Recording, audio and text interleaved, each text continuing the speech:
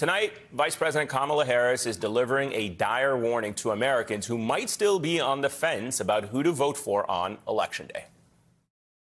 This is not someone who is thinking about how to make your life better. This is someone who is increasingly unstable, obsessed with revenge, consumed with grievance, and the man is out for unchecked power. And in less than 90 days, it's either going to be him or me in the Oval Office.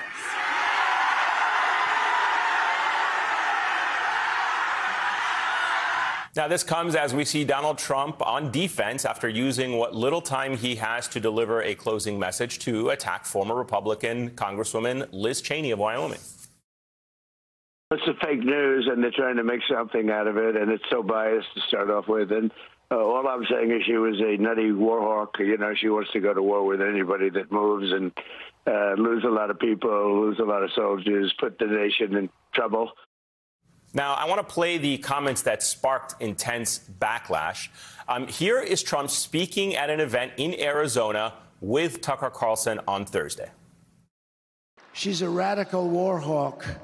Let's put her with a rifle standing there with 9 barrels shooting at her, okay? Let's see how she feels about it. You know, when the guns are trained on her face.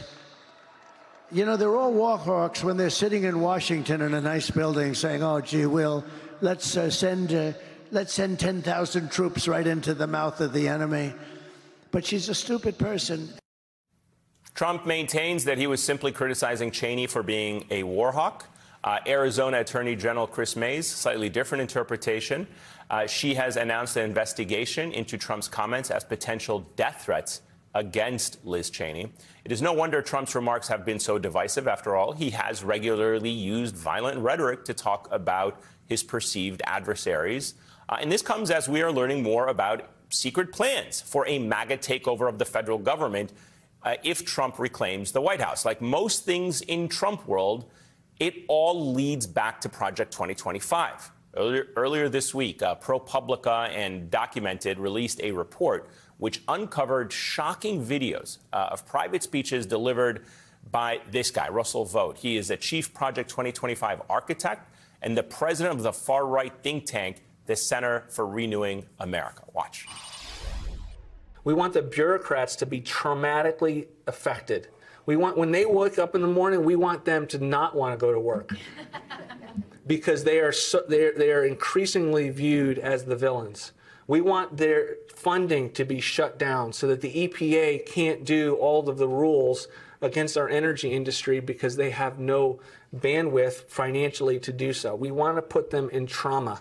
We're trying to build a shadow office of legal counsel so that when a future president says, what legal authorities do I need to shut down the riots, we want to be able to shut down the riots and not have the legal community or the defense community to come in and say that's an inappropriate use of what you're trying to do. Vought, who has remained a close ally of Trump since leaving government, went on to call these plans a response to the, quote, Marxist takeover of the United States. He also likened this moment in history to 1776 and 1860, you know, when the U.S. was at war or on the brink of war. This is the extreme framework Vought and MAGA leaders are pushing over and over and over again. And there is good reason to believe that this is much more than just rhetoric. Back in August, ProPublica and Documented shared previously unpublished training videos training future political appointees in a hypothetical Trump administration and offering advice on how to change the way the federal government functions. According to a ProPublica review, 29 of the 36 speakers featured in that training video or those training videos have worked for Trump in some capacity. And then there's everything we have heard from Trump himself. According to an NBC News review of Trump's public comments, he has called for the criminal prosecution of 16 politicians, 15 law enforcement, military, and intelligence officials just since he entered the 2024 race. He has also threatened the prosecution of workers of federal public health agencies, tech billionaires, and basically anyone who engages in what he has called, quote, unscrupulous behavior.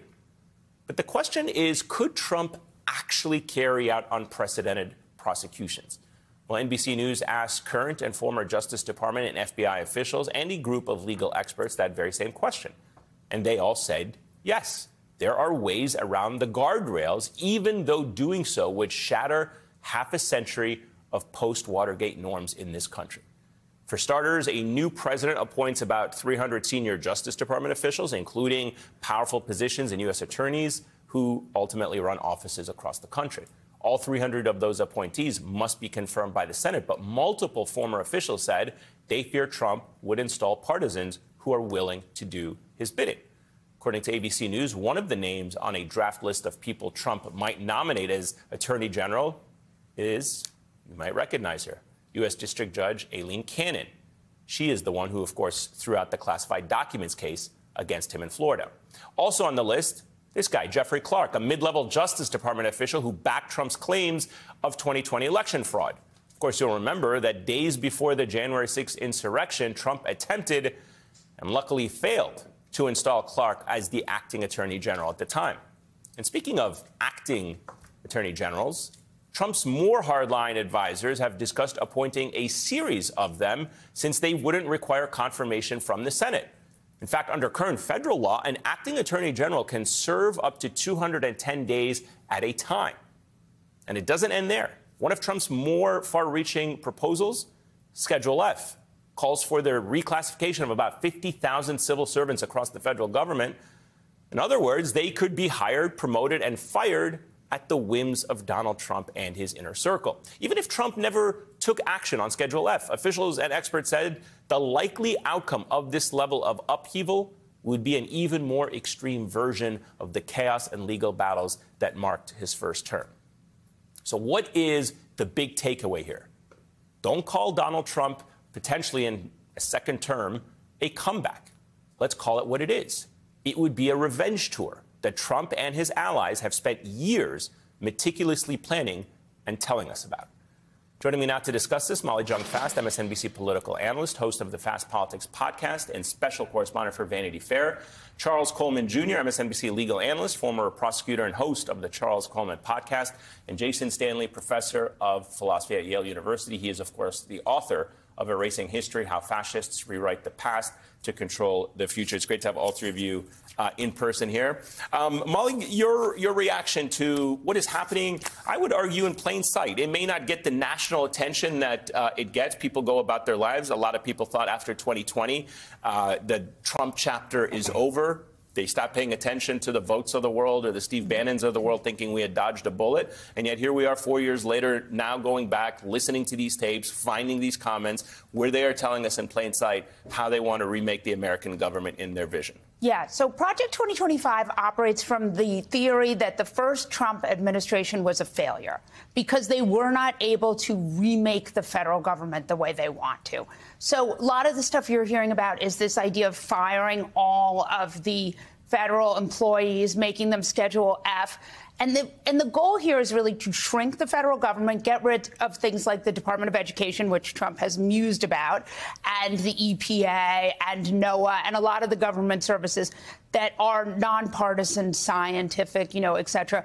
And then to get rid of really all the nonpartisan employees in the federal government. Remember, there are tens of thousands of people who work in the federal government, and install them with loyalists. So it's part of it is really to make the federal government an arm of the Trump campaign, right? To make the DOJ serve the pleasure of Donald Trump. And you'll remember the Supreme Court last season gave him this very vague sort of immunity that he can sort of use for anything he wants, and that is so unstructured that he really could just do anything with it. Jason, the scary part in all of this is, as Molly was saying, they went through the dry run from 2016 to 2020. They now have a blueprint and certainly a playbook. I mean, Jay, you've got Doug Vought here talking about creating a shadow legal counsel, traumatically affecting bureaucrats, going after them. Everything Trumpism infects becomes infested. You look at his takeover of the Republican Party. We thought at some point the Republican Party would be able to withstand him and stand up to him. That has not happened. He has completely infested the party with his ideology, and it now has become a cult of Donald Trump. And now he wants to do that to the federal government. Yeah, you said the scary part. I think there are many scary parts here.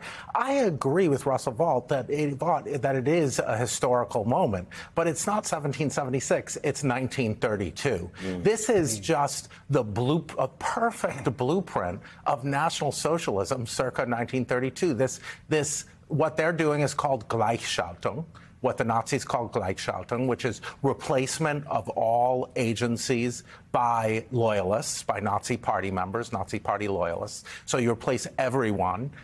This tactic, rhetorical tactic, of calling centrist Democrats, Kamala Harris, Joe Biden, centrist Democrats, Marxists, is exactly what the National Socialists did. The idea that there's a Marxist takeover of the United States is one of the more absurd ideas floating around today. But what it's going to justify is targeting political opponents as national enemies. And that's what the National Socialists did. The first people they targeted were the Social Democrats, the moderates. And they said they're dangerous Marxists, and they imprisoned them. And that's kind of the playbook that it looks like now.